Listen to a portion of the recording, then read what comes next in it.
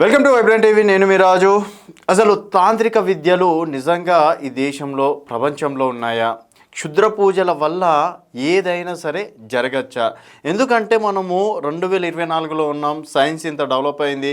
Science వల్ల ఎన్నో దేశాలు కూడా డెవలప్ అవుతున్నాయి. బట్ భారతదేశంలో మాత్రం ఇంకా మూఢనమ్మకాలు వెంట ఉన్నాయి. మూఢనమ్మకాలు నమ్మడం వల్లనే దేశం అభివృద్ధి చెందలేదని చెప్పేసి కూడా కొంతమంది అంటుంటారు.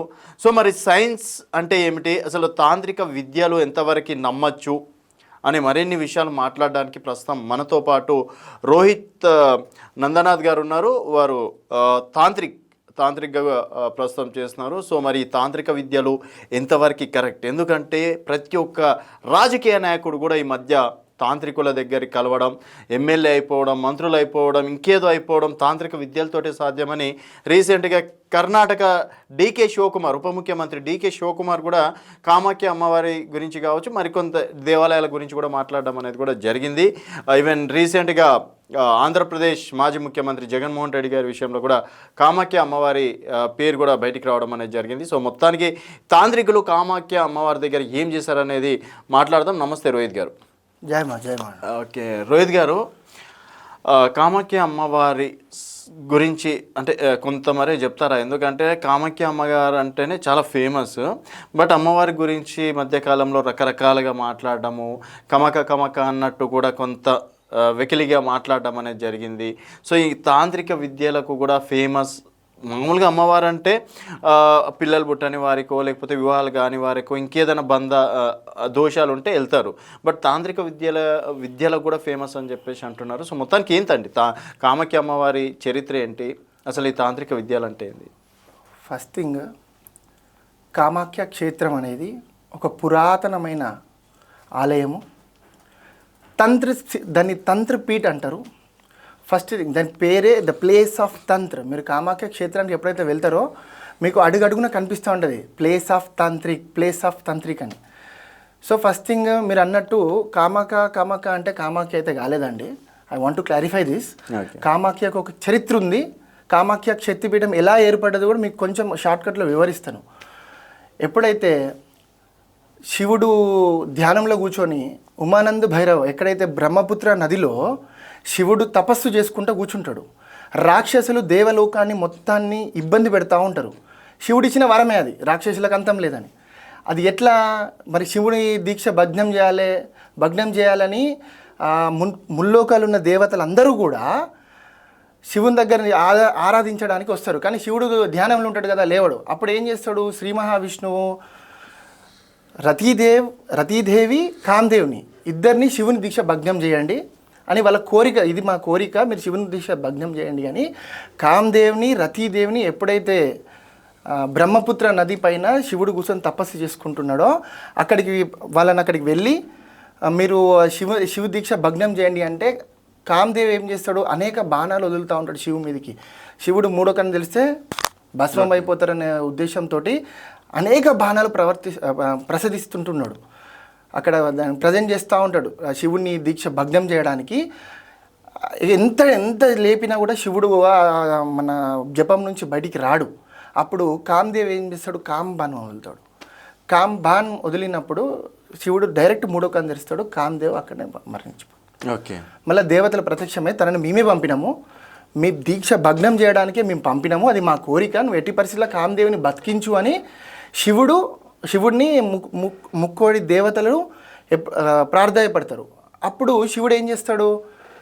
కామదేవికి మళ్ళీ పునర్జీవనం పోస్తాడు.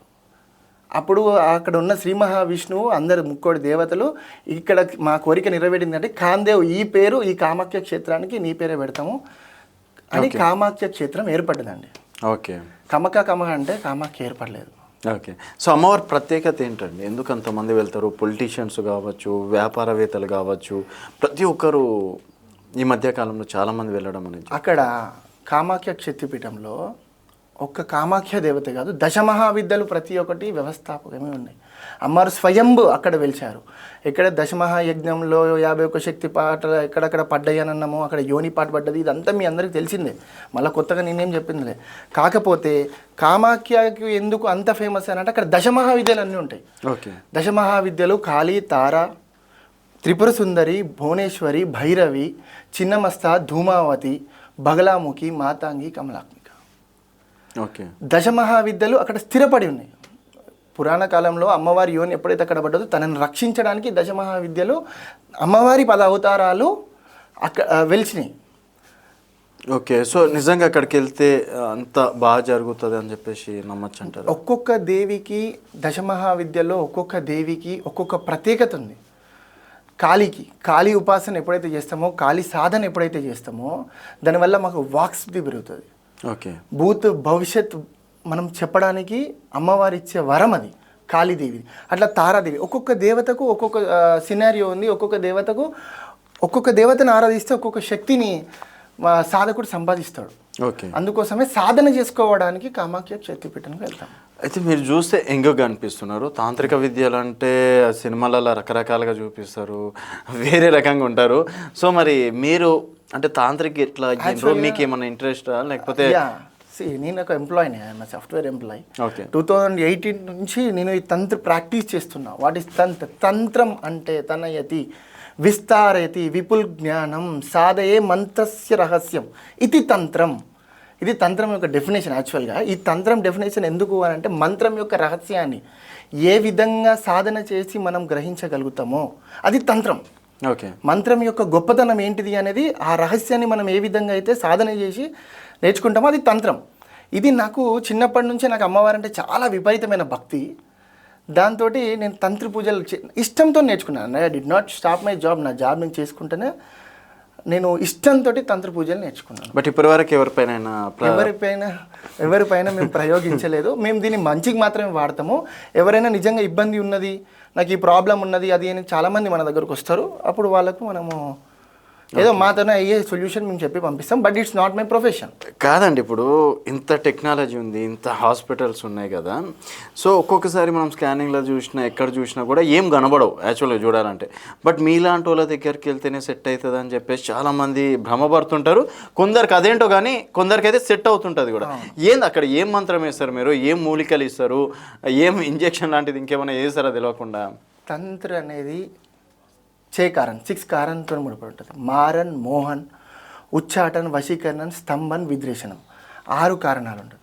అంటే ఒక్కొక్క క్రియ, మారన్ క్రియ, మోహన్ క్రియ, ఏ క్రియకు ఆ క్రియ సపరేట్ బేస్ ఉంటుంది. దాన్ని అదే విధంగా ప్రదర్శించాలి. ఎప్పుడైతే ఇప్పుడు మీరు చెప్పింది కదా, ఏదైనా వ్యాధి కానీ ఏదైనా తెలియకుండా నా దగ్గరికి ఒక పేషెంట్ వచ్చాడు, క్యాన్సర్తో బాధపడుతున్నాడు. ఈ డోంట్ నో దట్ ఏ టెస్ట్లో కూడా క్యాన్సర్ వచ్చిందంటే, బట్ బ్లడ్ వస్తుంది, he was ready to die. అప్పుడు దాన్ని మేము చూసినప్పుడు మాకు కనిపించింది ఏంటి అని అంటే ఇతని మీద స్తంభనం జరిగింది. అంటే స్తంభన విద్య, మారన్లో స్తంభన విద్య జరిగింది. ఈ స్తంభన విద్య ఎప్పుడైతే ప్రయోగింపబడతాడో ఒక వ్యక్తి, ఏ స్కానింగ్లో కానీ ఎక్కడ కానీ వాళ్ళు బయటికి రాదు, ఆ డిసీజ్ బయటికి రాదు టిల్ హీ డైస్. దాన్ని ఎట్లయితే పసిగడతామో, ఎప్పుడైతే పసిగడతాడో దానికి విరణ కూడా తంత్రంలోనే ఉంది. కాబట్టి ఖచ్చితంగా అంటే మీరు ఎవరైనా కానీ ఫస్ట్ హాస్పిటల్కి వెళ్ళి అన్ని టెస్టులు చేసుకొని, if not in worst scenario తంత్ర అనేది ఒక ఆప్షన్. ఓకే. అసలు మంత్రాలు అంటే ఏంటి, తంత్రాలు అంటే ఏంటి, శూద్రం అంటే ఏంటి, ఏమైనా తేడాలు ఉన్నాయి? అంటే శూద్రంకి కావచ్చు, తంత్రంకి కావచ్చు, దాంట్లో చేతబడిలు అంటారు, ఇంకేదో అంటారు, వశీకరణ అంటారు, రకరకాలుగా అంటుంటారు కదా. ఏంటి అసలు దీంట్లోనే ఇన్ని తేడాలు ఏంటి? దేన్ని మంచి కోసం వాడతారు, దేన్ని చెడు కోసం వాడతారు? మీరు అడిగిన దాంట్లోనే ఆన్సర్ కూడా ఉందండి. తంత్రం అనేది శివుని యొక్క 5వ ముఖం, దాన్ని ఆగమనం అనటం. తంత్రాన్ని ఆగమనం అంటాం. ఎప్పుడైతే శివుడు వేదం నేర్పుతుంటాడో, వేదాలల్లో ఫస్ట్ ముఖంతో ఫస్ట్ వేదం, సెకండ్ ముఖంతో సెకండ్ వేదం, థర్డ్ ముఖంతో థర్డ్ వేదం, ఫోర్త్ ముఖంతో 4 వేదాలు వర్ణిస్తాడు. అప్పుడు అమ్మవారి సంతృష్టి ఉండనప్పుడు ఏం జరుగుతుంది అని అంటే, అమ్మవారి ఇంత పెద్ద వేదాలు, ఇది అందరితో అసంభవం, మరి అందరు ఎట్లా చేయగలుగుతారు, ఈ వేదాలు అందరు నేర్చుకోవాలంటే అసంభవం కదా, నువ్వు ఏదైనా దీనికి ఒక అమ్మవారు సాటిస్ఫై కాదు, మా పార్వతీదేవి సాటిస్ఫై ఉండదు వీటి వల్ల. సో పార్వతీదేవి అడుగుతుంది శివుడిని, నువ్వు ఏదో ఒక ఆప్షన్ తీయాల్సిందే ఖచ్చితంగా మాకు అని. అంటే శివుడు అప్పుడు మనస్ఫూర్తి, అంటే నోటికి ఏదొస్తుంది మనస్ఫూర్తి, హృదయసే. దీన్నే శివుడు 5వ ముఖం తెరిచి హృదయసే చెప్తా ఉంటాడు. బీజాక్షరాలతోటి తంత్రం మొదలవుతుంది. ఓకే. ఎక్కడైతే వేదం ఆగిపోతుందో, అంటే వేదంకి ఇప్పుడు మనము స్నానం చేయాలి, పొద్దున్నే లేచి దీపం ముట్టియాలి, ఉపవాసం ఉండాలి, ప్రతి ఒక్కటి నియమ నిబంధనలు ఉంటాయి. ఇవన్నీ అయిపోయినాక ఎక్కడైతే స్టాప్ అవుతుందో అంతహస్త ప్రారంభ, ఎక్కడైతే స్టాప్ అవుతుందో అక్కడ నుంచి తంత్రం స్టార్ట్ అవుతుంది. శుద్రం మీరు అన్నదానికి తంత్రానికి శుద్రానికి, తంత్రం మనస్తోనే ఆగమనం అన్నాం కదా. తంత్రిని ఆగమమని, వేద్ని నిగమం, నిఘం ఈ 2 వర్ణాలు వచ్చినాయి. ఈ తంత్రి ఎక్కడ స్టార్ట్ అవుతుంది, ఎక్కడైతే వేది కంప్లీట్ అయిపోతుందో అక్కడ తంత్రి స్టార్ట్ అవుతుంది. వేదం మొత్తం అయిపోతుంది, మీరు తాగకుండా తినకుండా ఏం చేయకుండా నిశ్శబ్దంగా ఉన్నారు, మంచిగా నిష్టంగా ఉన్నారు, ఇదంతా ఎక్కడ ఎండ్ అయిపోయి మీరు ఎప్పుడైతే స్టార్ట్ చేస్తారో, అదే ఇప్పుడు తిందాం, ఇప్పుడు ఒక్కపోతే ఇద్దామని అక్కడ నుంచి తంత్రం స్టార్ట్ అవుతుంది. తంత్ర ప్రతి ఒక్కటి కూడా ఒక బీజాక్షరంతోనే స్టార్ట్ అవుతుంది. సో ఇది శివుడు మనస్ఫూర్తిగా చెప్పిండు కాబట్టి ఒక జీవితకాలం సరిపడేంత వేదాన్ని నేర్చుకున్నా కూడా రానటువంటి వేదము తంత్ర జీవితంలో కావాల్సిన భోగభాగ్యాలన్నీ అనుభవించవచ్చు. తంత్రికి వేదికి దీనికి ఉన్న తేడా. రెండోది మీరు అడిగింది శుద్రానికి తంత్రానికి చాలా డిఫరెన్స్ ఉన్నాయి. శుద్రం ఏది కూడా ఇప్పుడు మనము తంత్రంలో మనం మాట్లాడుకున్నాం కారణం ఉంటాయి కానీ మారన్, మోహన్, ఉచ్చాటన్, వశీకరణం, స్తంభన్, విద్రేషం, ఈ 6 కారణాలు. ఇప్పుడు మారన్ క్రియ తంత్రికి ఎట్లా వాడతామో, ఇప్పుడు ఒక మనిషి చావు బతుకులు ఉన్నాడు, ఏ హాస్పిటల్ తిరిగినా కూడా అతను బయటికి వస్తలేడు. ఎప్పుడైతే ఈ మారన్ క్రియతోని తంత్రక్రియలో మారన్ని సంభోగించి, అంటే దాన్ని ఆచరించి ఆ మనిషిని బయటికి తీసుకురావచ్చు చావు నుంచి. ఈ శుద్రం ఏం చేస్తారు, ఇది చావడానికి, అతను ఒక మనిషిని చంపడానికి వాడతారు. సేమ్ ఇది 6 కారణాలు శుద్రంలో కూడా చేస్తారు. మారన్, మోహనం ఇప్పుడు ఒక వ్యక్తిపై మీపై ఒక వ్యక్తి బాగా మోహనం అయిపోయి ఉన్నారు. So you are not a good candidate. ఒక అమ్మాయికి, మన అబ్బాయి గురించి మాట్లాడుకుందాం, ఒక అమ్మాయి ఒక అబ్బాయికి మోహనం అయిపోయి ఉంటుంది. ఆ మోహనంలోకి వెళ్ళి బయటికి వెళ్ళడానికి మనం తంత్ర వాడతాము, ఆ మోహనం వేయడానికి శుద్రం వాడతారు. ఓకే. శూద్రం అంటే చెడు చేయడానికి కంప్లీట్గా చెడు చేయడానికి. తంత్రం అనేది సపరేట్ దానికి ఒక పూజా విధానము, దైవంతో చేస్తాం. తంత్ర పూజలు ఏది కూడా దైవంతోనే చేస్తాము. శుద్ర పూజలు ఏది దైవంతో చేయం కదా, పిశాచిలతో చేస్తాం. సో ఇక్కడ నాకు డౌట్, శుద్రం చేసేటోళ్ళు అమ్మవారు ఒకటే ఉంటారు, అండ్ మీరు చెప్పినట్టు తంత్రం చేసేయడానికి కూడా అమ్మవారిని పూజించడం అనేది జరుగుతుంది. మరి ఒకటే అమ్మవారు ఇటు మంచి ఎలా చేస్తాడు, చెడు ఎలా చేస్తాడు? తంత్రం శుద్రం, తంత్రం వేరే. ఇప్పుడు మనం మాట్లాడుకున్నది మా దుర్గాదేవి, కాళీ అవతారాలు, దశమహావిద్యల గురించి మనం మాట్లాడుతున్నాం. ఓకే. కానీ శుద్రం చేసేది బాణమతి, సిల్లంగి ఇట్లాంటి పిశాచిలతోనే శుద్రం ప్రయోగిస్తారు. దానికి దైవానికి ఇక సంబంధం ఏముందని? ఓకే. అంటే మామూలు సినిమాలు అయితే అట్లా చేసేటోళ్ళు కూడా అమ్మవారిది రియలిస్టిక్ వచ్చేది. దీంట్లో కూడా తంత్రంలో కూడా చెప్పిన కదండి, చేకారాన్ని అటు వాడచ్చు ఇటు వాడచ్చు తంత్రం. కానీ ఎప్పుడు కూడా తంత్రం ఎప్పుడు మంచికే ఉపయోగించాలి తప్ప చెడుకు ఉపయోగించకూడదు. ఒకవేళ చెడుకు ఉపయోగిస్తే వాళ్ళకు సాధకినికి ఉల్టా అవుతుంది, మొత్తం ఒక పరివారం 7 జన్మల పాపం దాకిపోతుంది చెడుకు వాడితే. ఓకే. సో ఇప్పుడు ఒకవేళ మీరు ఉపయోగించిన మంచికే చేస్తారు, మంచికే చేయాలి కూడా. ఫస్ట్ మా గురువు మాకు విద్య నేర్పించేటప్పుడు నేర్పించే ఫస్ట్ మాట ఇది, తంత్ర ఓన్లీ మంచికి మాత్రమే వాడాలి, చెడుకు వాడకూడదు. వాడితే మీకు అంటే చెడు ఇన్ కేస్ వరస్ట్ సినారియోలో వాడినా కూడా మీ 7 జన్మల పాపం తాకుతుంది. ఫైన్. అండ్ ఇంకో డౌట్, ఇప్పుడు ఈ మంత్రాలు తంత్రాలు అనేది ఇతర మతాలలో కూడా మనం చూస్తుంటాం. సో ఇతర మతాల దగ్గరికి వెళ్ళినా కూడా తక్కువైతే వాళ్ళు కొందరు ఆయిల్ రూస్తారు, కొందరు దర్గాలకు వెళ్తారు, కొందరు ఇంకేదో నీళ్ళు చల్లుతారు, తాయితులు కడతారు, అది ఇది ఉంటుంది కదా. మరి ఏంటి అంటే మతాలలో కూడా డిఫరెంట్గా మంత్రాలు తంత్రాలు. సో హిందుత్వంలో అంటే వేదాలు ప్లస్ మీరు అన్నట్టు కూడా దశమావతారాలు ఇవన్నీ ఉంటాయి. మరి వేరే మతాలలో ఎట్లుంటాయి అంటే? వేరే మతాలను మనం దైవాన్ని ఆరాధిస్తాం, మన శివాన్ని ఆరాధిస్తారు. దైవం మనము దేవతను ఆరాధిస్తాము, వాళ్ళు శివాన్ని ఆరాధిస్తారు. ఏ మతాలైనా, మిగతా ఏ మతాలైనా కూడా శివాన్ని ఆరాధిస్తారు. దానికి దీనికి చాలా ఫరక్ ఉంటుంది. ఆ వాటర్ ఈ వాటర్ ఇవన్నీ అసలు అసలు దాని గురించి కూడా మాట్లాడం. ఎందుకంటే మన సనాతన ధర్మమే చాలా గొప్పది. దీంట్లో 100 పురాణాలు, 100 వేదాలు, ఒక జీవితకాలం సరిపడేంత స్టోరీ ఉన్నది, మనకు కావాల్సినంత ఉంది. Then why we're going for another? No question of వాళ్ళ గురించి మాట్లాడడం వరస్ట్ థింగ్ అంతే. ఓకే. సో దీని మీద మీకు ఎందుకు ఇంట్రెస్ట్ కలిగింది తంత్రం మీద? అసలు నాకు అమ్మవారు అంటే ఇష్టం. నేను ఏ విధంగానైనా కానీ అమ్మవారి సాధన చేయాలి అని తంత్ర మార్గంలోకి రావడం జరిగింది. ఈ తంత్ర మార్గమే ఎందుకు ఎంచుకున్నాము అని అంటే నేను మా నానమ్మల కాలం నుంచి మా తాతమ్మల కాలం నుంచి చూస్తున్నా ఈ వేదాన్ని ఫాలో అవుతున్నారు. అదే మా ఇంట్లో మేము లేచినప్పటి నుంచి కూడా వేదం పొద్దున్న లేవగానే 5 గంటలకు దీపం ముట్టిస్తారు. సో నో క్వశ్చన్ అంటే ఎప్పుడు నాకు రిజల్ట్ కనిపించినాయి, ఏదో విధంగా అమ్మవారి దారి చూపించింది. కానీ ఎందుకు పర్ఫెక్ట్గా మోక్షానికి రూట్ కావాలి ఏ విధంగా అంటే నాకు ఒక తంత్ర అనేది ఒకటే ఆన్సర్గా వచ్చింది. ఇప్పుడు ఊర్లలో మనం బాణమతి చేస్తుంటారు, చేతబడులు చేస్తుంటారు కదా. సో ఆ చేతబడులు బాణమతులు చేసేటోళ్ళని శూద్రులు అనొచ్చా, అంటే శూద్రం చేసేటోళ్ళు అనొచ్చా, లేకపోతే తంత్రం చేసేటోళ్ళు అనొచ్చా? కంప్లీట్గా శూద్ర పూజనే కదా అది. బాణమతి సిల్లంగి ఈ ప్రయోగాలు చేసే వాళ్ళను 100% శూద్రులే అంటారు. మరి ఊర్లలో చదువు రాని వాళ్ళు కూడా ఎట్లా నేర్చుకుంటారండి? చాలామంది తంత్రానికి చదువుకు సంబంధం ఏముందండి? ఒక మంత్రం నేర్చుకోవడానికి, ఒక శుద్రం నేర్చుకోవడానికి చదువుతో సంబంధం ఏమున్నది? విద్య నేర్చుకుంటాను. ఒక విద్య ఏ విద్య అయినా, శుద్ర విద్య, తంత్ర విద్య, దానికి దీనికి చదువుకి ఎటువంటి సంబంధం లేదు. సరే, ఇప్పుడు రాజకీయ నాయకులు ప్రధానంగా రీసెంట్గా అంటే కర్ణాటక ఉప ముఖ్యమంత్రి స్థాయిలో ఉండి కూడా మా పైన కొంతమంది తాంత్రిక విద్యలు ప్రదర్శిస్తున్నారు, మంత్రాలు చేతబడులు చేపిస్తున్నారు మా ప్రభుత్వాన్ని పడగొట్టడానికి అని.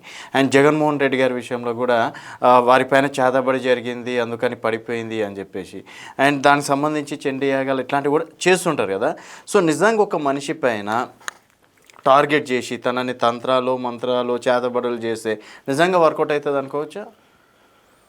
తంత్రుల ఇప్పుడు నార్మల్గా మీరు చూసుకున్నట్లయితే ఒక వ్యక్తిని తీసుకొని తన జాతకాన్ని పరిశీలించి ఇతనికి రాజయోగం ఉందా లేదా అనేది విశ్లేషణ చేసి అతనికి రాజయోగం ఉన్నది అంటేనే తీసుకెళ్ళి కామాఖ్యల పూజలు చేయడం కానీ అవి చేస్తున్నారు కదా. కానీ తంత్ర డిఫరెంట్ అండి. ఒక మనిషికి ఏ యోగం లేదు, రోడ్డు మీద నార్మల్గా తిరుగుతున్నాడు, ఆయనకి యోగం కలిపేయడమే తంత్రం. ఓకే. దశమహా విద్యలలో ఏ విద్య తనకు సూట్ అవుతుంది. ఇది స్పిరిట్, మన బాడీ ఒక స్పిరిట్, మన సోల్ని స్ట్రాంగ్నెస్ చేసుకోవడమే జపం. ఓకే. ఈ జపం చేసుకుంటే మనలో ఉన్న ఆత్మను గట్టిగా చేయడం, అంటే స్ట్రాంగ్ చేయడం. ఓకే. అట్లా అనుకుంటే ఇప్పుడు నేను ఉన్నానండి, నేను ఎమ్మెల్యే కావాలనుకుంటా. సో నేను తంత్ర విద్య ద్వారా ఎమ్మెల్యే తంత్ర విద్య ద్వారా ఎమ్మెల్యే అయిపోవడం కంటే మీకు 80% ఆఫ్ జనాదరణ ఉన్నది. ఒక 50% జనాదరణ ఉన్నది. కాకపోతే కిస్మత్ కానీ ఇంకొకటి నా బాడీ సహకరిస్తలేదు, నాలో ఉన్న స్పిరిట్ సహకరిస్తలేదు అన్నప్పుడు మాత్రమే ఈ యొక్క స్పిరిట్, అంటే మేము చేసేది కూడా ఒక స్పిరిట్ని స్ట్రాంగ్నెస్ అంతే. ఇప్పుడు ఎగ్జాంపుల్ అండి, నేను ఒక నియోజకవర్గంలో 3 క్యాండిడేట్లు నిలబడతారు వేరే పార్టీలు. సో ముగ్గురు కూడా తాంత్రికులను కలుస్తారు, వాళ్ళని కలుస్తారు, వీళ్ళని కలుస్తారు. ప్రతి ఒక్కరు ఎవరి ప్రయత్నాలు వాళ్ళు చేసుకుంటారు, ఎందుకంటే ఆ సీట్లో కూర్చోవడానికి. మరి ముగ్గురు కావాలి కదా, ఒక్కరే ఎందుకు అవుతారు? అంటే ఇద్దరు బాగా చేసి ఒక్కరికి మంచి చేసి ఇద్దరికి బాగా చేయరా? మీ దాంట్లో మీకే అట్లా. అందుకోసమే నేను ఇంతకుముందు క్లారిటీ ఏమి ఇచ్చినానంటే, మీకు ఆల్రెడీ జనాదరణ ఒక 50% ముగ్గురికి ఉందండి. ఆ జనాదరణ 50% ముగ్గురికి ఉంటే తనకి ఎవరికి రాజయోగంగా మనం ఇప్పుడు ఏదైతే పూజ విధానమో, ఇప్పుడు కామాఖ్య ఇట్ సెల్ఫ్ రాజరాజేశ్వరి ఎందుకు సంబోధిస్తాము?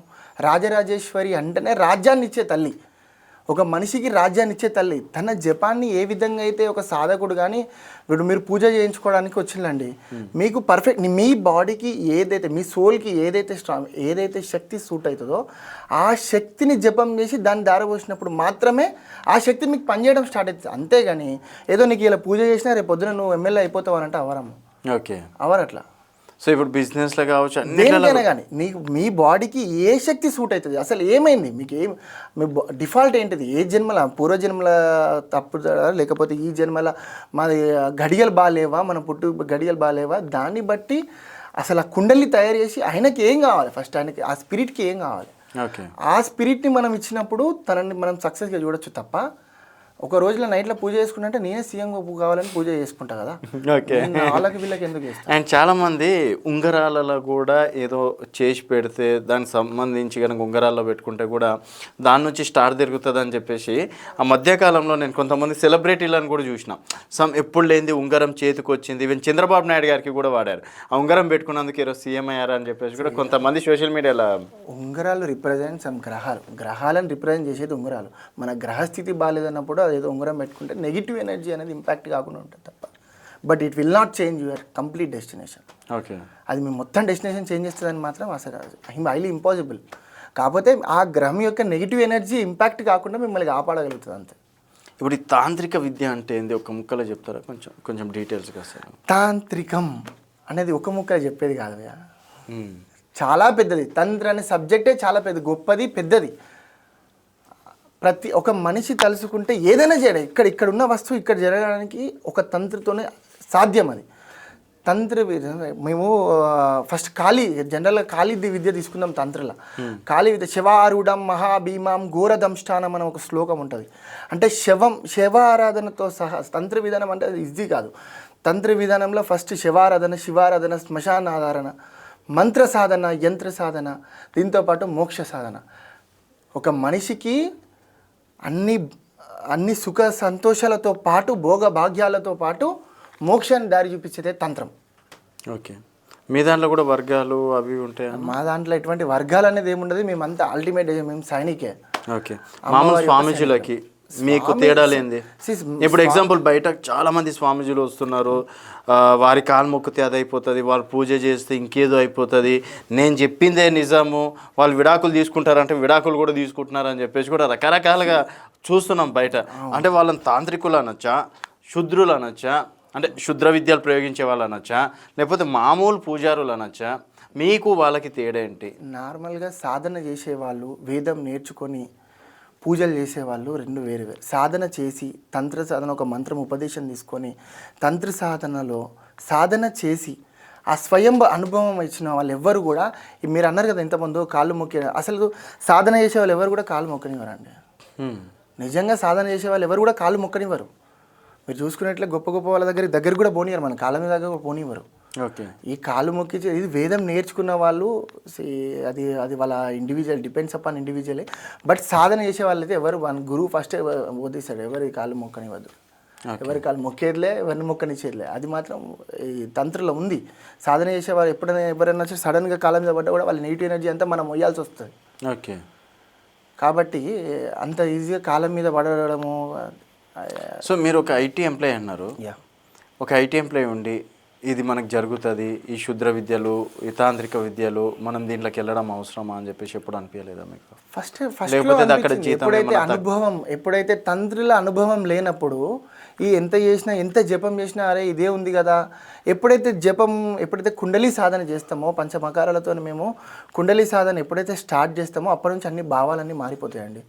రోజు ఒక్కొక్క అనుభూతి కలుగుతూ ఉంటుంది, ఒక్కొక్క దిశగా మారిపోతూ ఉంటుంది జీవితం. ఓకే. లోకం మొత్తం మాకు ఒకటే కనిపిస్తుంది, అమ్మనే.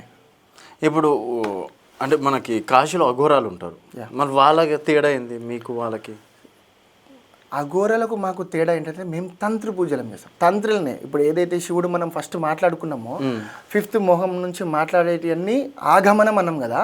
అప్పుడు శాబరి మంత్ర ఫస్ట్ అంటే మనసుకు ఏ విధంగా వస్తే శివుడు ఆ విధంగా చెప్పడం స్టార్ట్ చేసిండు. అప్పుడు ముందున్న ఋషులు రాసుకోవడం స్టార్ట్ చేసిండు. అది దాన్ని శాబరి మంత్ర అంటారు. అది తంత్రులు ఒక చాప్టర్. ఓకే. ఈ తంత్రుల నుంచి పుట్టింది అఘోరి. దాని సాధన వేరే, దాని విధి విధానం వేరే. సో మీరు వాళ్ళకి రిలేటివ్ ఉంది? తంత్రులే కదా, తంత్రి ఒక చాప్టర్. శాబరి మంత్ర తంత్రుల నుంచి ఒక చాప్టర్ అది. ఓకే. సో వాళ్ళకి తెలిసిన విద్యలు కూడా మీకు తెలుసు? 100%. వాళ్ళు కూడా మారన్, మోహన్, ఉచ్చాటన్, వశీకరణ, స్తంభన్, విద్రేషం, ఈ 6 కారణాలే అఘోరి చేసినా ఏది చేసినా. కాకపోతే వాళ్ళు అన్ని సంసారిక జీవితాన్ని అన్ని వదిలేసి వాళ్ళు హిమాలయాలకు వెళ్ళిపోయి ఈ సంసారిక జీవితాన్ని వదిలేస్తారు. కానీ తంత్రాలు భోగ భాగ్యాలు అనుభవించకుండా తంత్ర సాధన చేసి మోక్షాన్ని ప్రాప్తించవచ్చు. ఇప్పుడు అమ్మవారి దగ్గర చాలా నిష్టగా పూజ చేస్తారు ఎవరైనా సరే. వెజిటేరియన్, మొత్తం వెజిటేరియన్గా మారిపోతారు.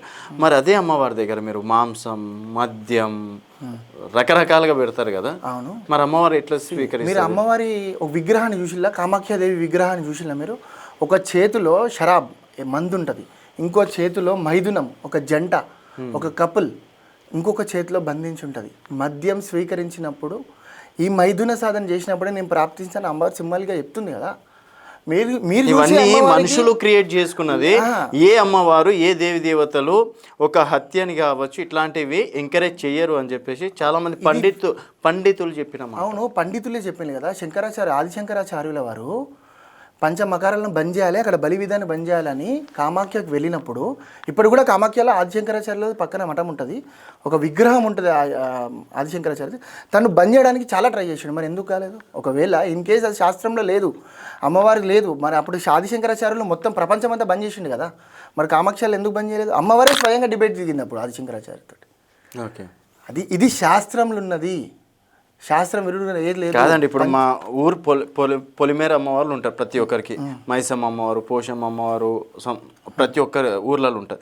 ఈ అమ్మవారు కూడా నాకు మేకను బలి ఇవ్వండి, నాకు గేదెని బలి ఇవ్వండి, నాకు కోడిని బలి ఇవ్వండి అని చెప్పేసి ఏ అమ్మవారు కోరుకోదు కదా. అది కేవలం మనిషి తినడానికి మాత్రమే క్రియేట్ చేసుకున్న ఒక ఆహార పదార్థం కదా. ఎందుకు అమ్మవారి పేరు చెప్పుకొని మనం తిని అమ్మవారిని భజనం చేయడం ఎందుకని? అట్లా అంటే అదే వేదంలో దుర్గా సప్తశతి పాట మీరు చదవండి తీసి.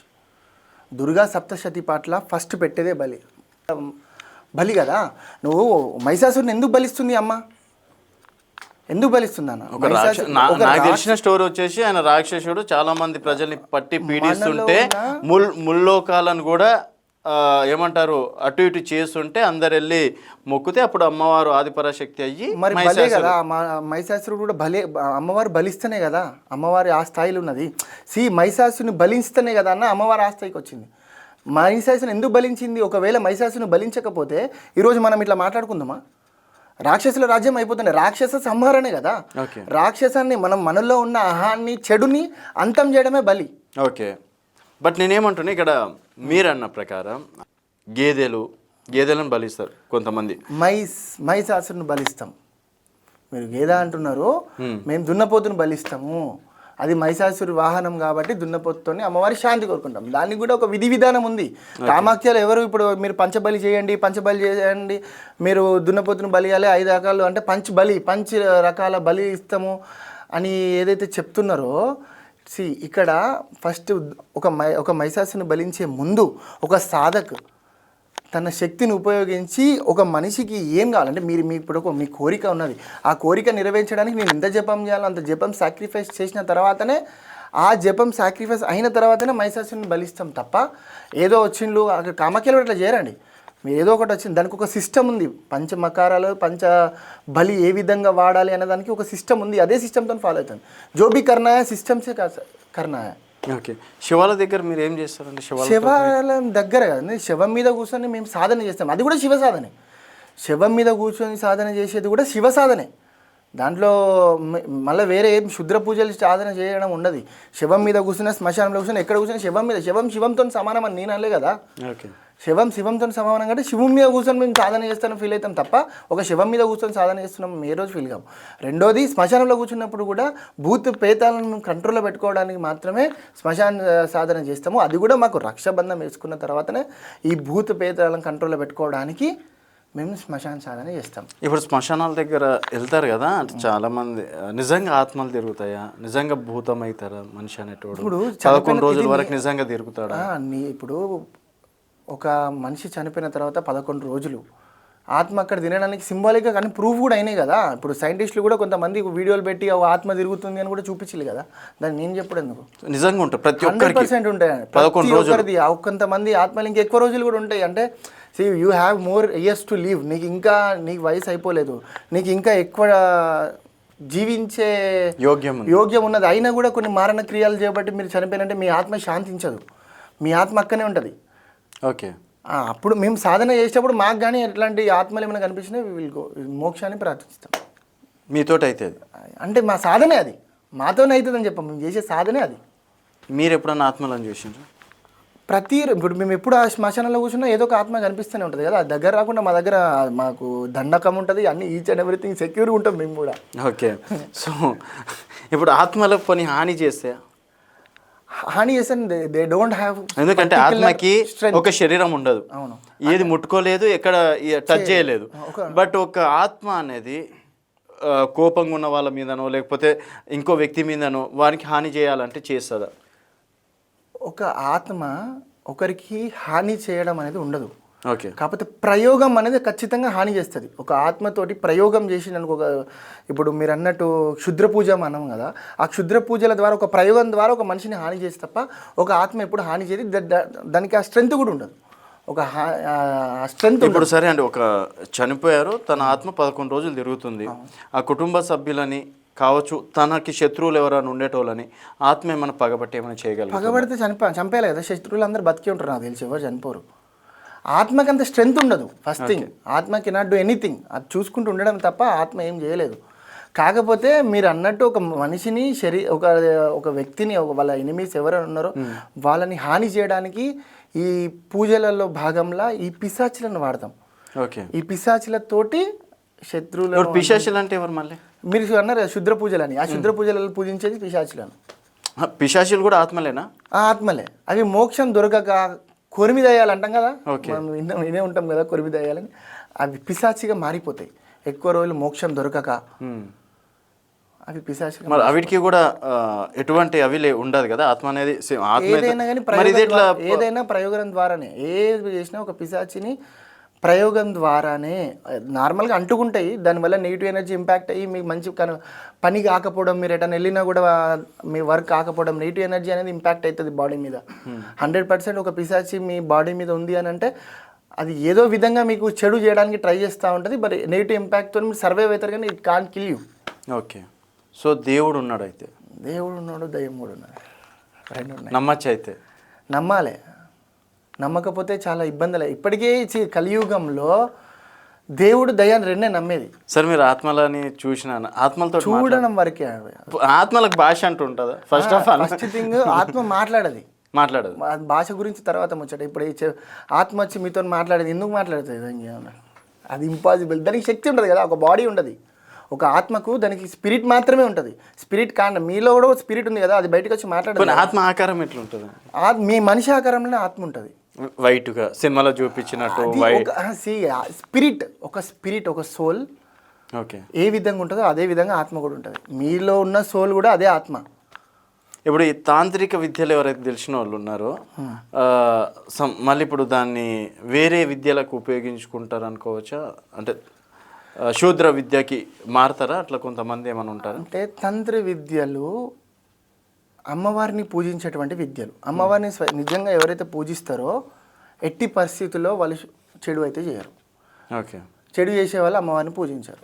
ఏదైనా పిశాచినో ఇంకేదైనా. ఇప్పుడు శూద్ర విద్య నేర్చుకునేటోళ్ళు వాళ్ళు స్టార్టింగ్ నుంచి శూద్ర విద్యనే నేర్చుకుంటారు. ఆ మంత్రాలు వేరే ఉంటాయి, ఈ మంత్రాలు వేరే ఉంటాయి. Different, complete different. దానికి దీనికి సంబంధం లేదు.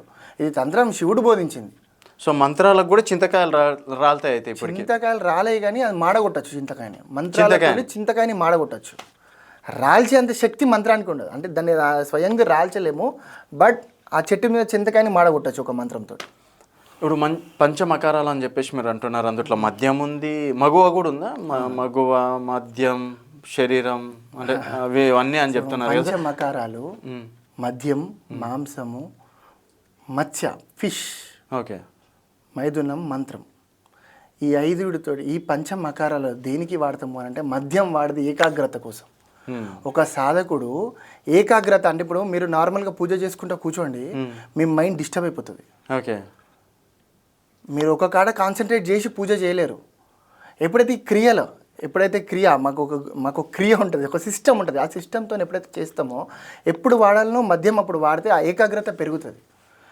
ఏకాగ్రత పెరగడం వల్ల ఏకాగ్రత పెరగడం కోసం మద్యం వాడతాం. రెండోది అంటే దీనికి చాలా కారణాలు ఉన్నాయి, ఒక్క కారణం కాదు. It's different reasons. మద్యం తాగడం వల్ల శరీరంలో కొన్ని వీర్య చిక్కబడము, ఇది సపరేట్ డిఫరెంట్ సినారియో. అంటే ఈ పంచమకారాలు అనేది ఇప్పుడు నార్మల్గా ఏదో చిప్పల మందు పోసి పచ్చి మాంసం పెడితే అది కాదండి. విద్య అది కాదు. విద్యకు ఒక ప్రాముఖ్యత ఉన్నది. అసలు మద్యం ఎందుకు తీసుకుంటున్నామో దానికి ఒక మంత్రం ఉంది. ఆ మద్యం తీసుకున్నప్పుడు పరమ అమృతంగా భావించి సాధకుడు దాన్ని స్వీకరిస్తాడు. ఓకే. ఇంకేమైంది? ఇంకా రెండోది మాంసం. ఇంతకుముందు మీకు చెప్పినట్టు పిండం, మనలో ఉన్న పిండాన్ని అమ్మవారికి అర్పితం చేసుడే మాంసం. మత్స్యం, మన శరీరము 5 తత్వాలతో కూడుకొని ఉంటుంది. 5 తత్వాలు ఇది అందరికీ తెలుసు కదా. పంచభూతాలు పంచతత్వసే శరీర బనావా. మన శరీరం 5 తత్వాలతో తయారు చేసి ఉంది కదా.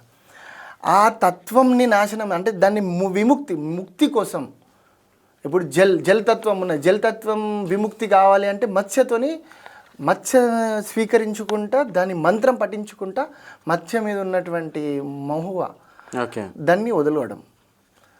ఇంకా రెండు మంత్రం ఫస్ట్ మంత్రం ఉన్న తర్వాత ఇవన్నీ సిద్ధిస్తాయి. ఓకే. ఫస్ట్ ఇప్పుడు మంత్రం అన్నారు, ఏమంటారు మద్యం అన్నారు, అండ్ మైథునం అన్నారు. మైథునం నేను ఇప్పుడు మీకు చెప్పాను ఎందుకనంటే చాలా మంది తాంత్రికులు ఇప్పుడు సోకాల్డ్ గురూజీస్ ఎవరైతే చెప్తానో ఓం మైథునం సమర్పయామి అని చేసుకుంటారో ఇట్స్ వెల్ అండ్ గుడ్. ఒకవేళ నేను ఇప్పుడు అది నిజం చెప్పిన అనుకో ఏం జరుగుతుందో రేపంచి బ్లాక్మెయిల్ చేసే అవకాశాలు ఉన్నాయి. ఓకే. సో నేను మీకు ఈ కెమెరాస్ ఆఫ్ చేసిన తర్వాత నేను మీకు చెప్తా మైథున సాధన ఏం చేస్తారు ఎట్లా చేస్తారని మీకు చెప్తాను. But I can't expose in the camera. Okay. మరి ఎందుకు తాంత్రిక విద్యలతో చాలామంది నకిలీ స్వామి, ఎందుకంటే మీరు అన్నారు స్టార్టింగ్లో సనాతన ధర్మం అనేది చాలా గొప్పది అని. అలాంటి సనాతన ధర్మాన్ని ఎవ్వరు నమ్మకుండా వీళ్ళేదో పైసల కోసమే చేస్తారు అన్నట్టు ఎందుకు వాళ్ళ స్వభావాల కోసం ఏదో ఒకటి బయటికి తీసుకురావాలని ఇప్పుడు కామాఖ్య దేవిని బయటికి తీసుకొచ్చిండ్రు. కానీ ఇది గుప్తు పూజ, ఇది తంత్రం, ఆగమనం అనేది గుప్త్. ఓకే.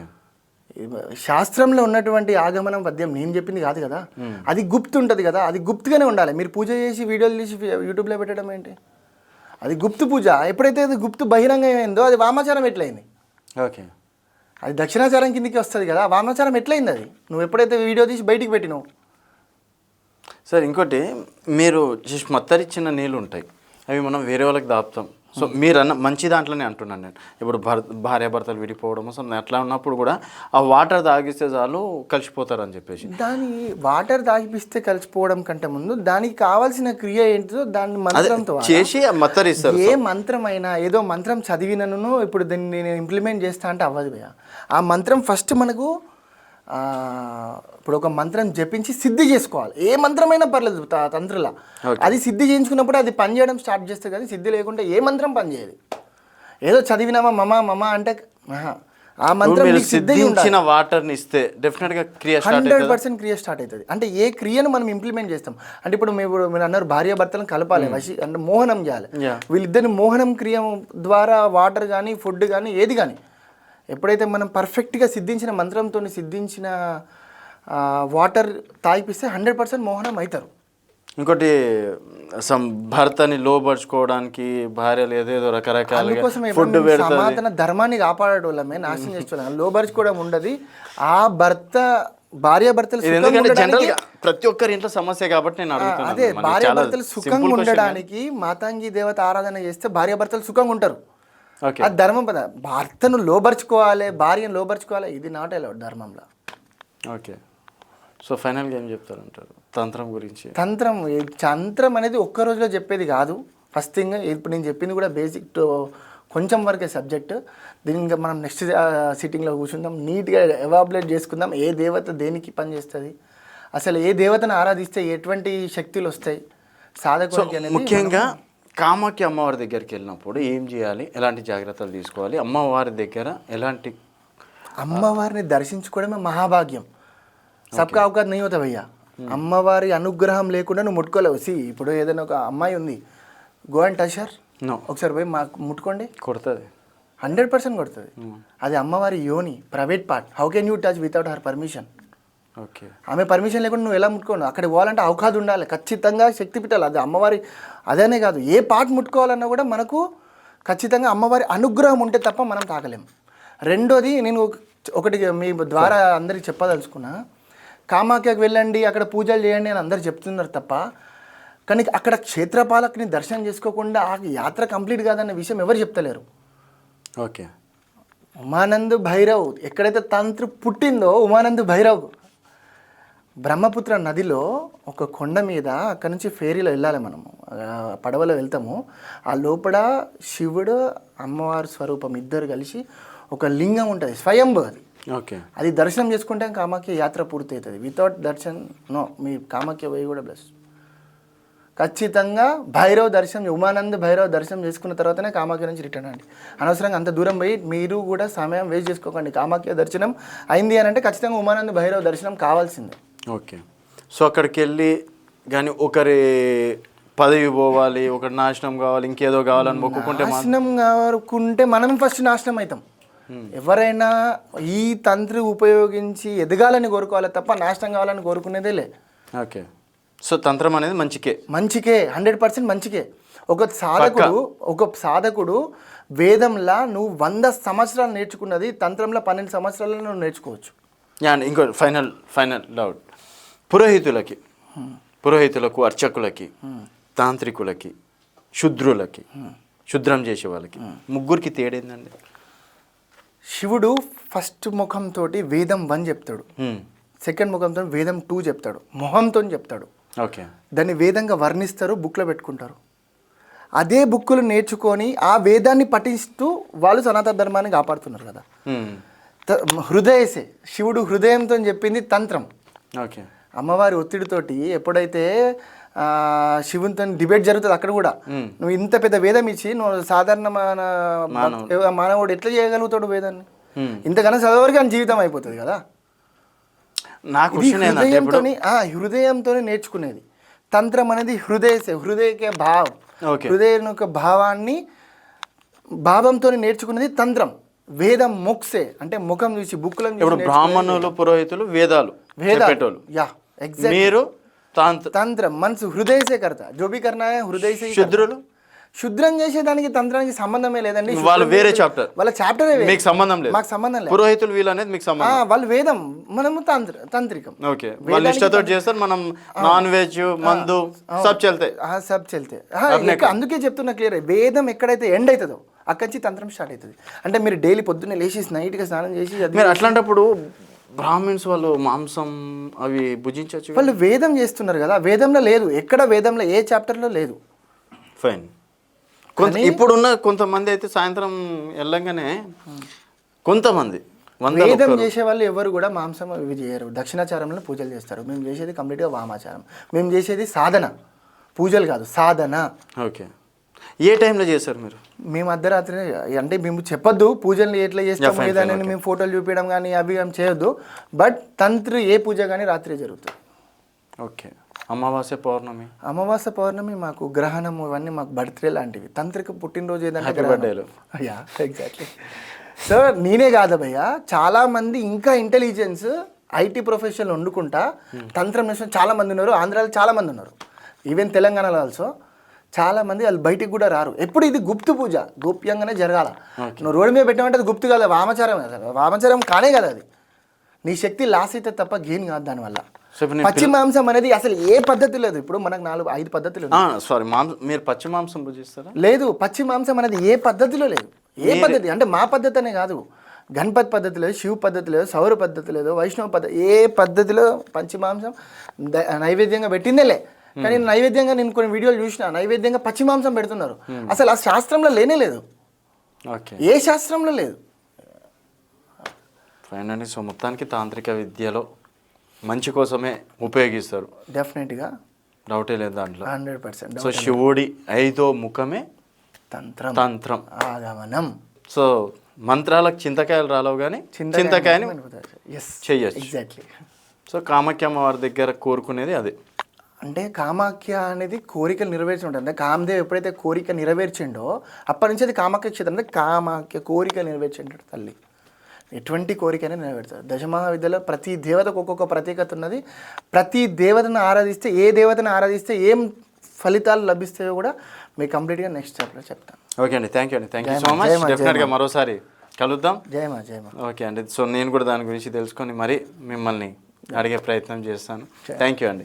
సో ఇది రోహిత్ తాంత్రిక్ గారితో స్పెషల్ ఇంటర్వ్యూ. సో నిజంగా మీరు కూడా మంత్రాలు ఉన్నాయి, శుద్రులు ఉన్నారు, శూద్రం ఉంటుంది, అండ్ చేతబడులు, బాణమతి ఇవన్నీ ఉంటాయని చెప్పేసి నిజంగా మీరు కూడా నమ్మితే మీ అభిప్రాయాలు కింద కామెంట్ రూపంలో తెలియజేయండి. చూస్తూనే ఉండండి వైబ్రెంట్ టీవీ.